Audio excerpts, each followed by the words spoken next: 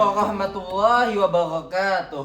Jadi pada hari ini Ana diberikan waktu untuk membahas suatu topik dan memberikan sedikit ilmu Ana tentang pernikahan.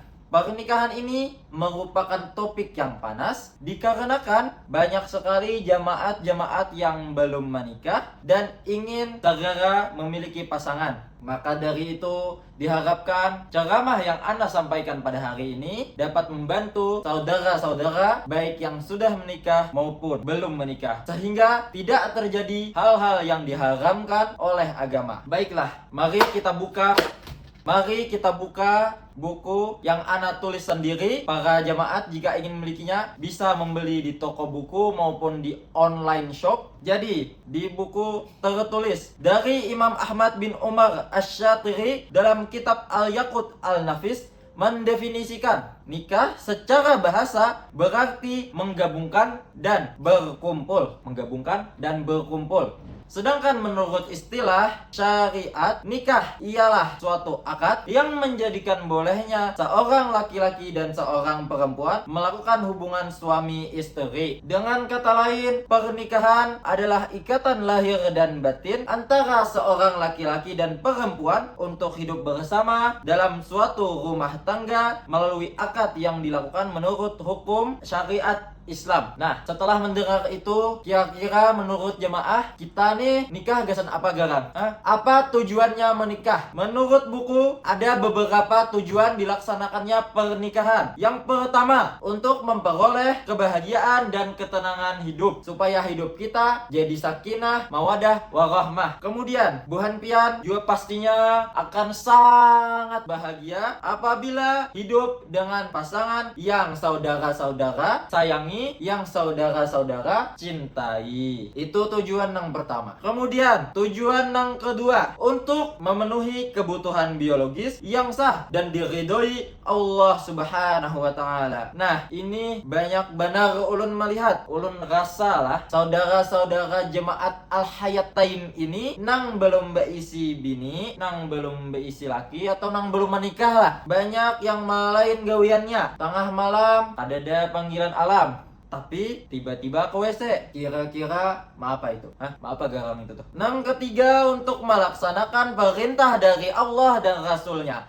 Karena Rasul kita aja menikah. Masa buah nikah mengkada? Didasarkan bahwa Nabi Muhammad SAW bersabda, barang siapa yang membenci sunnahku, maka ia tidak termasuk golonganku. Juga bisa membenci sunnah berarti juga membenci Rasul dan tidak termasuk golongan Rasulullah. Kemudian yang keempat, untuk memperoleh keturunan nang sah. Nah, ingatilah, jangan buhan nikah harau hendak nang nyamannya aja. Ini adalah tanggung jawab kepada Allah Subhanahu wa taala. Kemudian, berdasarkan buku Kitabul Fiqh Al-Barabayani yang Ana tulis sendiri, pernikahan itu ternyata memiliki beberapa hukum. Hukum yang pertama itu sunnah apabila mampu secara finansial, mental, dan lainnya. Tapi tidak takut terjerumus dalam zina. Yang kedua, menikah itu wajib bagi yang mampu dan takut terhadap zina. Nah, soalnya buhan pian kada takut zina berarti sunnah, misalnya takutan berarti wajib. Kemudian menjadi mubah apabila buhan pian kada berisi dorongan untuk menikah tapi tidak takut zina atau tidak ada dorongan yang mendesak. Kemudian yang terakhir, bisa menjadi makruh apabila buhan ikam kada kawa menafkahi. Ada lagi sebuting yang menikah bisa berubah menjadi haram apabila niatnya buruk atau untuk menzolimi pasangan. Jadi itu tadi hukum-hukum untuk kita menikah. Nabi Muhammad SAW juga memberi tuntutan dalam memilih pasangan tuh nang kayak apa babnya, kayak apa cara mencarinya. Jangan mencari ini nang lunasnya wara, jangan juga mencari nang duitnya wara. Nah, ada beberapa ketentuan yang disarankan oleh Nabi. Yang pertama itu, kita mencari pasangan kita berdasarkan hartanya. Cari nang sugih tapi jangan cari nang pamalar. Biar sugih tapi banyak bersedekah. Nah, itu bagus. Jangan juga dicari yang sombong orang. Cari nang rendah hati bahasanya tuh. Kemudian yang kedua, cari berdasarkan keturunannya. Cari nang keturunannya baik-baik. Yang ketiga, cintai seseorang itu berdasarkan kecantikannya. Amun lalakian minimal bungasnya kayak Ana. Kemudian yang terakhir, cari berdasarkan agamanya. Usahakan benar nih nah. Ana sering juga melihat buhan-buhan jamaat nih banyak nang ketujuh lawan beda agama. Ngalih sana kai. Cari nang sesama Islam aja. Cari yang sesama serper bahasa orang gaulnya tuh. Nah, parak habis sekali waktunya sana kai. Kita lanjut. Ketika sudah dapat mencari suami istri calon kita yang bujur, kita juga sudah mapan dan sudah siap, maka kita masuk ke pernikahannya. Dalam menikah ada banyak ketentuan yang akan kita bahas. Yang pertama, rukun dan syarat. Rukun dan syarat yang pertama itu harus bujur-bujur lakian lawan bujur-bujur bebinian. Suaminya jangan bencong, jangan juga biniannya nang kaya huluk. Yang kedua adalah kedua belah pihak tidak boleh terpaksa. Tidak sah menikah jika tidak kehendak sendiri atau dipaksa. Kemudian yang ketiga, calonnya ini jelas asal-usulnya. Identitasnya sudah diketahui beserta nama orangnya. Baru-baru ini Ana sering sekali lihat fenomena nikah dengan rice cooker, lawan pohon. Ada juga yang lawan sepeda motor.